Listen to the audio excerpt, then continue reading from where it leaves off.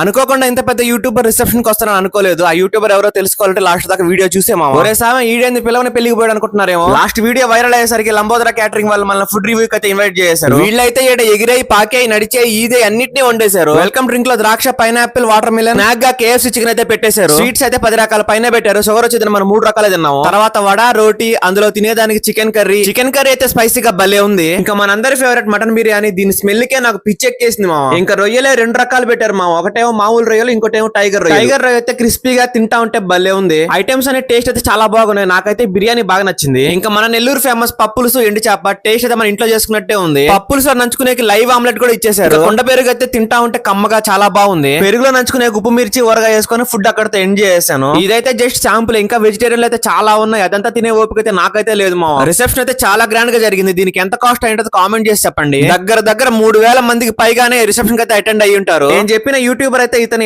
ఎవరో తెలుసుంటే కింద కామెంట్స్ అయితే చెప్పండి. వీడియో నచ్చితే లైక్ అండ్ ఫాలో, సబ్స్క్రైబ్ అయితే మర్చిపోవద్దు మావా.